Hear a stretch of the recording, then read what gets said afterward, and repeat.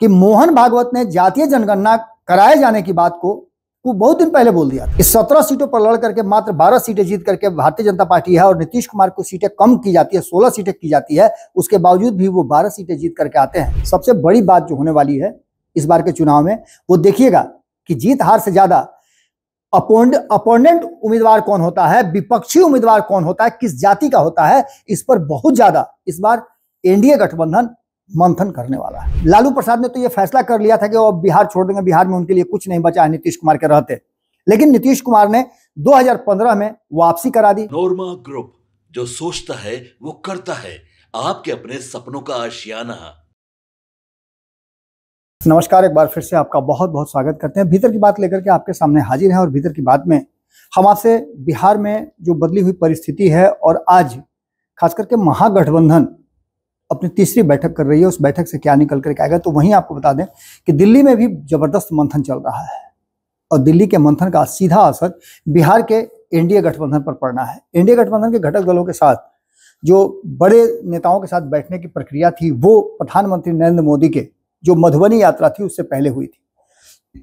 वो एनडीए गठबंधन को लेकर के, सीट शेयरिंग को लेकर के या एनडीए गठबंधन आगे कैसे चुनाव में उतरेगा इसको लेकर के नहीं थी, बल्कि प्रधानमंत्री नरेंद्र मोदी के कार्यक्रम को लेकर के थी। अब आप अंतर समझ ही रहे होंगे, जो काम भारतीय जनता पार्टी और नीतीश कुमार ने रास्ता दिखलाया था, शुरू किया था एनडीए गठबंधन ने, उसको अब हैक कर लिया है महागठबंधन ने और वो अपनी तैयारी शुरू कर चुकी है। लेकिन इन सब के बीच में जो भाजपा का प्लान है उसको नीतीश कुमार अगर समझ गए हैं तो क्या उसको समझने के बाद ही नीतीश कुमार ने अपना एंगल चेंज किया है? नीतीश ने अपना गियर बदलना शुरू कर दिया है और नीतीश कुमार एक पोस्टर लगा करके उस पर प्रधानमंत्री नरेंद्र मोदी को बधाई दे रहे हैं उस घटना के लिए, उस काम के लिए जो काम नीतीश कुमार ने बहुत पहले कर दिया था।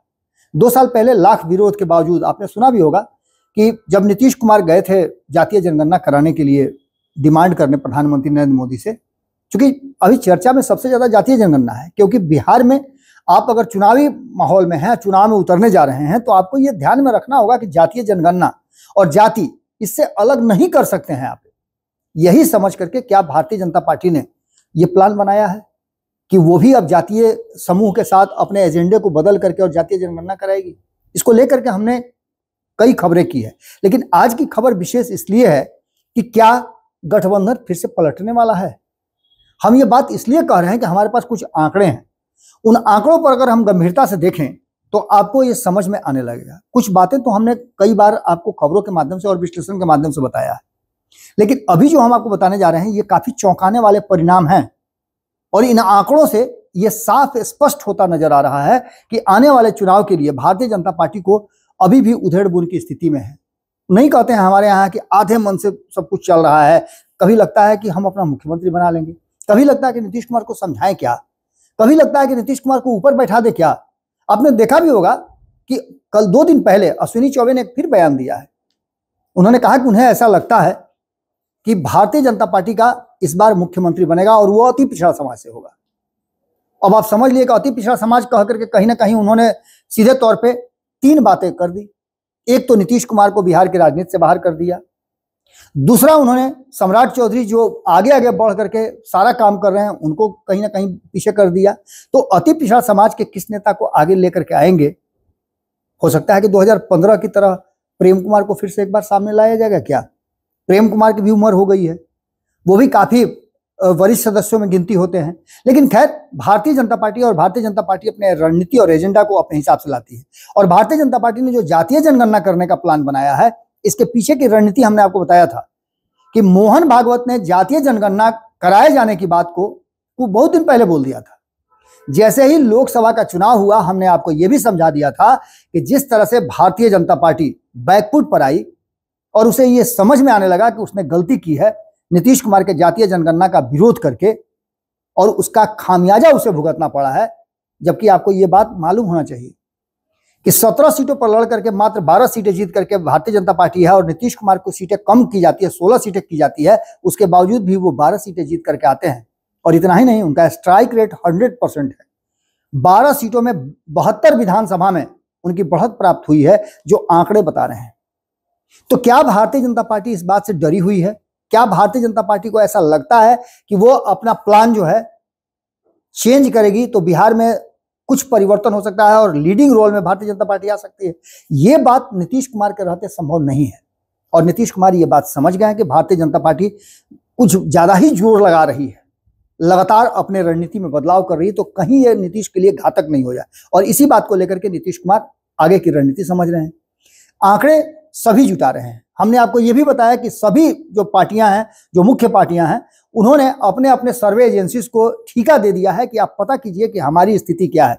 सबसे बड़ी बात जो होने वाली है इस बार के चुनाव में, वो देखिएगा कि जीत हार से ज्यादा अपोनेंट उम्मीदवार कौन होता है, विपक्षी उम्मीदवार कौन होता है, किस जाति का होता है, इस पर बहुत ज्यादा इस बार एनडीए गठबंधन मंथन करने वाला है। अंतिम समय तक आप देखिएगा कि जिस दिन नामांकन की अंतिम तिथि होगी तब तक उम्मीदवारों के चयन में कोताही होती रहेगी। इंतजार किया जाएगा कि अगला किस जाति का उम्मीदवार दे रहा है। ये इस बार के चुनाव का बहुत बड़ा मुद्दा बनने जा रहा है। वहीं आपको बता दें, आंकड़ों के हिसाब से जो जातीय जनगणना की बात की जा रही है उसमें एक बात तो हमने आपको बताया कि ये स्थिति जो 2024 के चुनाव के परिणाम आए, आंकड़े आए, जिसमें भारतीय जनता पार्टी पिछड़ी, तो उसको ये समझ में आया कि कहीं ना कहीं उससे गलती हुई है और उस गलती को दोहराने के लिए उसने एक सगुफा छोड़ दिया। क्या आपको प्रधानमंत्री नरेंद्र मोदी के जातीय जनगणना कराने वाले बयान के साथ साथ ये बताया गया कि इसका कोई टाइम फ्रेम तय है क्या? बिल्कुल नहीं है। हमें तो जानकारी नहीं है। अगर आपको जानकारी होगा तो कमेंट बॉक्स में लिखिएगा जरूर। या सरकार से आप हैं, आप भारतीय जनता पार्टी के शुभचिंतक हैं, या आपको लगता है कि जातीय जनगणना होगा, तो ये जातीय जनगणना कब होगा, इसका टाइमिंग क्या होगा, ये भी जरा बताइएगा, क्योंकि इसकी घोषणा नहीं हुई है। और जातीय जनगणना से जहां आपने देखा होगा कि उत्तर भारत में, पूर्वी भारत में भारतीय जनता पार्टी पिछड़ रही है। आपने देखा उत्तर प्रदेश उसके हाथ से निकला, उत्तर प्रदेश में उसका प्रदर्शन बहुत ही लचर पचर हुआ। झारखंड देख लीजिए, झारखंड में चाह करके भी सरकार नहीं बना पाई। बहुत तैयारी किया गया था, सारी शक्ति लगा दी गई थी, नहीं बना पाई सरकार। वही हाल बंगाल में हुआ। बंगाल में क्या नहीं किया गया, लेकिन न तो विधानसभा में और न ही लोकसभा में आशा के अनुरूप सीट आया। बिहार की भी स्थिति वही हो गई। तो इसके बाद अब महाराष्ट्र और अन्य राज्यों में भी आपने देखा कि क्या स्थिति रही है। वो तो एक अलग बात है कि तोड़फोड़ करके किसी तरह सरकार चल रही थी और जिसका फायदा सरकार में रहने का भारतीय जनता पार्टी को मिला और उसने अपना मुख्यमंत्री बना लिया महाराष्ट्र में। कई राज्यों में चुनाव होने वाले हैं और उन राज्यों में चुनाव को देखते हुए बिहार से एक ऐसा चक्रव्यूह रचने की तैयारी है या ऐसी व्यूह रचना करना चाहती है जिससे उत्तर प्रदेश आने वाले चुनाव में बिहार से सीख ले और बिहार वाला जो फायदा है वो वहां बुनाया जा सके। इस बात को लेकर के 2015 की जो चुनावी रणनीति थी उसको अगर आप समझिएगा तो भारतीय जनता पार्टी के इस जातीय जनगणना और भारतीय जनता पार्टी की बेचैनी भी समझ में आ जाएगी। वहीं नीतीश कुमार भी इस बात को अच्छी तरह समझने लगे हैं कि भारतीय जनता पार्टी जो चाल चलेगी उस चाल में नीतीश कुमार कहीं उलझ न जाए, इसके लिए भी नीतीश कुमार अपनी तैयारी शुरू करेंगे। जो वर्तमान स्थिति है उसमें 2015 के चुनाव की अगर हम समीक्षा करते हैं तो आपको मालूम होगा कि नीतीश कुमार महागठबंधन से चुनाव लड़े थे और तब महागठबंधन में नीतीश कुमार, लालू प्रसाद और कांग्रेस का गठबंधन बना था। 2013 में नीतीश कुमार अलग हुए थे, उसके बाद से उन्होंने महागठबंधन के साथ 2015 का चुनाव लड़ने का फैसला लिया था। 101, 101 और 41 का फॉर्मूला तय हुआ था। इस फॉर्मूले में नीतीश कुमार 101 सीट पर लड़ करके 71 सीट जीत करके आए थे, जिसमें उनको 44 सीटों की कमी हुई थी। 2010 में 115 सीटें जीते थे और 2015 में उनकी सीटें कम हुई थी। लेकिन आपको बता दें कि सीटें कम होने के बावजूद उनके जो पार्टनर थे उन्होंने बेहतर प्रदर्शन किया, जिसका फायदा मिला कि वो 170 से ज्यादा सीटों पे के दम पे सरकार बनाने में सफल हुए, नीतीश कुमार मुख्यमंत्री बने। वहीं 101 सीट पर लड़ने वाली जो राष्ट्रीय जनता दल थी उसको 58 सीटों का फायदा हुआ, जो 2015 में 22 सीटों पे आ गई थी। और हमने आपको कई बार बताया भी है कि लालू प्रसाद ने तो ये फैसला कर लिया था कि वो बिहार छोड़ देंगे, बिहार में उनके लिए कुछ नहीं बचा है नीतीश कुमार के रहते। लेकिन नीतीश कुमार ने 2015 में वापसी करा दी। लालू प्रसाद 80 सीट जीत करके आए 101 में और बड़े दल बनकर के, सबसे बड़े दल बनकर के आए थे। इसके बाद कांग्रेस की भी काफी बेहतर प्रदर्शन था और जहां तक वोटों की बात करें तो 64 लाख वोट नीतीश कुमार को आए थे, तो वहीं 70 लाख से ज्यादा वोट, लगभग 70 लाख के आसपास वोट राष्ट्रीय जनता दल को आए थे, जिसमें राष्ट्रीय जनता दल को 18% से ज्यादा वोट मिला था। तो वहीं प्रतिशत से ज्यादा यानी 17% के आसपास वोट जो है वो नीतीश कुमार को मिला था। अगर कांग्रेस की बात करें तो 41 सीटों पर लड़ने वाली कांग्रेस का बेहतर प्रदर्शन था पिछले कई वर्षों में, कई चुनावों में, जो 41 सीटों पर लड़कर के 27 सीट जीत करके आई थी। और 2010 में जो 4 सीटों पर थी उसको 23 सीटों का फायदा मिला था। इसके बाद 25 लाख से ज्यादा वोट भी आए थे और उसका वोटिंग प्रतिशत जो था 1.68 था। सीटें बढ़ी थी लेकिन वोटिंग का प्रतिशत कम हुआ था क्योंकि कम सीटों पे चुनाव लड़ी थी।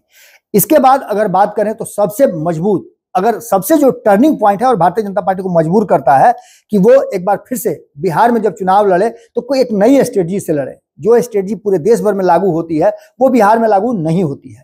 बिहार में चुनाव का तरीका कुछ अलग है और यहाँ वोटिंग पैटर्न भी कुछ अलग है। यहाँ जातीय समूह का ज्यादा असर होता है। और 2015 में जैसा कि हम आपको बता रहे हैं, कई बार हमने आपको बताया भी है कि बिहार में भले ही 53 सीट जीत करके आई भारतीय जनता पार्टी, सरकार नहीं बना पाई 2015 में, लेकिन उसके बावजूद वोटों का प्रतिशत उसका बहुत जबरदस्त बढ़ा था। 2015 से भी बेहतर हुआ था, हालांकि 2015 से सीटें उसको कम आई थी। 2015 से माफ कीजिएगा 2010 से 38 सीटें उसको कम आई थी, मात्र 53 सीट पर आकर के टिक गई थी। वोटों की बात करें तो 93 लाख वोट भी इसको मिले थे क्योंकि अधिक सीटों पे चुनाव लड़ी थी। सीटों की संख्या कम हुई थी लेकिन वोटों का जो संख्या था वो अधिक था। 93 लाख जीत करके आई थी, जिसमें कि आपको पता है कि 80 सीट जीतने वाली आरजेडी मात्र 70 लाख ही वोट लेकर के आई थी। उसके वोटिंग प्रतिशत भी 18.4% थे। वहीं भारतीय जनता पार्टी को 24.4% वोट मिले थे, जिसमें बढ़ा हुआ वोट जो था वो 7.94 यानी 8% के आसपास उसके वोट में इजाफा हुआ था। वोट प्रतिशत में ये कौन लोग थे 8%? ये समझना सबसे जरूरी है। ये वो लोग थे जो नीतीश कुमार को वोट किया करते थे। नीतीश कुमार को 2010 की बात करें तो वहां उनको 24% से अधिक वोट मिले थे। तो नीतीश कुमार का जो वोट घटा उनको 16% ही मिला। ये 8% वही लोग थे जो नीतीश कुमार को वोट किया करते थे और नीतीश कुमार के आरजेडी में जाने के कारण ये वो समाज था जो गैर यादव था। गैर यादव ओबीसी, ईबीसी, दलित समाज के लोग थे, जिनको ये लगता था कि राष्ट्रीय जनता दल और लालू प्रसाद की सत्ता में आने के बाद उनको परेशानी होगी और 2005 से पहले वाली स्थिति में आ जाएगी, जिसकी चर्चा आप अक्सर देखते होंगे नीतीश कुमार करते हैं। लेकिन नीतीश कुमार पर भरोसा उनको कम हुआ। हालांकि वो समीकरण बना जिस समीकरण के तहत भारतीय जनता पार्टी सत्ता नहीं प्राप्त कर पाई और नीतीश कुमार वाला फैक्टर वहां काम कर गया।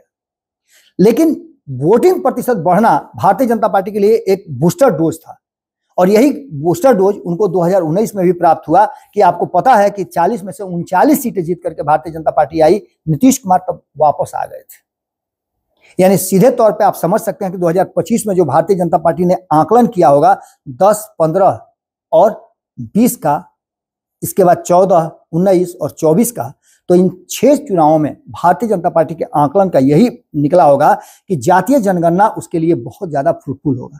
जिस जातीय जनगणना का विरोध किया करती थी भारतीय जनता पार्टी, वो जातीय जनगणना कहीं ना कहीं भारतीय जनता पार्टी अब अपने एजेंडा का हिस्सा बनाएगी। आप देखिएगा कि इस बार के चुनाव में जातीय जनगणना दोनों ही खेमे में, चाहे वो भारतीय जनता पार्टी का खेमा हो एनडीए गठबंधन या फिर तेजस्वी यादव का खेमा हो महागठबंधन, अगर वर्तमान स्वरूप में ये दोनों गठबंधन रह जाते हैं तो ऐसी स्थिति में बहुत कुछ बदलता हुआ दिखाई नहीं दे रहा, बहुत कांटे की टक्कर है। लेकिन जैसे ही सीट शेयरिंग का समझौता होगा और नीतीश कुमार को यह समझ में जब आने लगाएगा, जो कि आने भी लगा है कि भारतीय जनता पार्टी ओवरलैप कर रही है या नीतीश कुमार पर दबाव की राजनीति कर रही है, अपना एजेंडा थोपने की कोशिश कर रही है, वहां से गठबंधन का स्वरूप बदलता हुआ आपको दिखाई देगा। आज जब हम आपके साथ बातचीत कर रहे हैं तब तक खबर आपको ये लग गई होगी कि महागठबंधन की बैठक चल रही है। आज की बैठक में कई लोगों ने कई तरह की बातें कही है कि सीट शेयरिंग के समझौता से लेकर के और भी कई चीजों को तय करना है, लेकिन ये पूरी संभावना है कि कोई भी इस तरह का बात नहीं होगा। एक बात जरूर होगा, पिछली मीटिंग में जो सदाकत आश्रम में हुई थी, उस मीटिंग में दूसरी मीटिंग थी वो महागठबंधन की, उसमें मुद्दा प्रधानमंत्री नरेंद्र मोदी और पहलगाम बन गया। इस बार में एक और एजेंडा सामने आ गया है जातीय जनगणना का, और इस बार जो महागठबंधन की ये टीम बैठी है, आज के मंथन का सबसे बड़ा एजेंडा होगा कि आने वाले चुनाव में कैसे इस जातीय जनगणना को अपने पक्ष में किया जा सके। क्योंकि आपने देखा होगा कि एक तरफ जहां राहुल गांधी इसको अपना दबाव मान रहे हैं। उनके दबाव में भारतीय जनता पार्टी को ये लेना पड़ा। तो तेजस्वी यादव का मानना ये है कि लालू प्रसाद और बिहार का जो जातीय समीकरण है उससे डर करके भारतीय जनता पार्टी ने घोषणा की है। उन्होंने जश्न भी मनाया, मिठाई भी बांटे, पटाखे भी छोड़े और चिट्ठी भी लिखा प्रधानमंत्री नरेंद्र मोदी को। अब देखना दिलचस्प ये होगा कि भारतीय जनता पार्टी क्या करती है। Bharatiya Janata party straight forward ये बात समझ रही है कि नीतीश कुमार के बिना बिहार की सत्ता पर पहुंचना मुश्किल होगा, लेकिन 2015 उसे कहीं ना कहीं मजबूर कर रहा है कि जब नीतीश कुमार के साथ ओबीसी ईबीसी जुड़ेगा तो उसका फायदा उसको मिलना चाहिए। लेकिन नीतीश कुमार को ऐसा लगता है कि जो वोट बैंक उनका घट रहा है वो भारतीय जनता पार्टी का हिंदुत्व वाला एजेंडा पूरा करेगा। दोनों का अपना अपना स्वार्थ है और इस स्वार्थ में दोनों एक दूसरे के साथ भिड़े हुए हैं। सीटों के समीकरण में हमने आपको कल ही बताया था कि ऐसा लगता है, जो सर्वे रिपोर्ट आ रहे हैं वो यही बता रहे हैं कि भारतीय जनता पार्टी और राष्ट्रीय जनता दल अगर वर्तमान स्वरूप में रहते हैं तो सीटें घटेंगी और कांग्रेस का, नीतीश कुमार का और चिराग पासवान जैसे दल का सीट बढ़ेगा। क्या होता है तो आने वाला वक्त बताएगा, लेकिन एक बात तय मान के चलिए कि भाजपा का प्लान समझते नीतीश कुमार ने अपना गियर चेंज किया है। अब देखना होगा कि इस गियर चेंज करने के बाद क्या कुछ निकल के बिहार की राजनीति में आता है। जुड़े रहिए भारत लाइव के साथ। बहुत बहुत धन्यवाद। नमस्कार। आपके सपनों को हमने सजाया है, ई होम्स पैनोरमा को हमने बनाया है। ई होम्स मेरा एक सपना था जिस पे मैं पिछले 4 साल से काम कर रहा था। हमने जो बनाया है वो सबने है माना। ई होम्स पैनोरमा में हो आपका भी आशियाना। और फाइनली हमने 2021 में इस प्रोजेक्ट को लॉन्च किया। बहुत लोग अप्रिशिएट कर रहे हैं कि पूर्णिया जैसे शहर में, बिहार के, एक तो बिहार की बात करें उसमें भी पूर्णिया जैसे छोटे जगह में इस तरह का लाइफस्टाइल देना, ये सुन के हम लोगों को बहुत अच्छा लगता है। ई होम्स में हमने कुछ और भी किया है, जैसे हम जिस जगह में रह रहे हैं हमारे फैमिली सिक्योर हो, उनको सिक्योरिटी का ध्यान में रखा है। आपकी सुविधा और सुरक्षा आपके लिए खास है, ये आपका विश्वास है। इसमें आर्टिफिशियल इंटेलिजेंस का 7 लेयर सिक्योरिटी का हमने इस्तेमाल किया है। लस ग्रीन कैंपस को बनाया है। यदि हमारा बाउंड्री वाल है तो वो वर्टिकल गार्डन है। ये जितनी भी फैसिलिटी होता है एक इंटरनेशनल टाउनशिप में ई होम्स है, ये हम लोग विश्वास नहीं कर पा रहे हैं। जो भी हमारे मित्र दोस्त या जो भी हमारे बाहर के बाहर आते हैं तो हम लोगों को बहुत अच्छा सुनने को मिलता है और बहुत अच्छा क्रेडिट मिल रहा है। वो सारा हमने सिर्फ एक बिल्डिंग नहीं बनाया, हमें एक बहुत अच्छा लाइफस्टाइल दिया ई होम्स में, और मेरा एक सपना था जिसको मैं आज फुलफिल होते हुए देख पा रहा हूँ। ये आपका आवास है। ई होम्स पैनोरमा में अब आपका निवास है। E homes panorama, luxurious lifestyle redefined. Panorama group, जो सोचता है वो करता है। अगर ये वीडियो पसंद आई और वह बिहार के राजनीति और बिहारियत से सरोकार रखेनी तो सब्सक्राइब बटन दबा के चैनल के सब्सक्राइब कर ली। ओजे एगो घंटी बा, ओकरा बटन दबा देला से कुल सटीक और मारक खबर रुआ मुफ्त में मिल जाई। अगर रुआ पत्रकारिता के हमनी के नया प्रयोग में सहयोग कर चाहतानी तो ज्वाइन बटन दबा दी।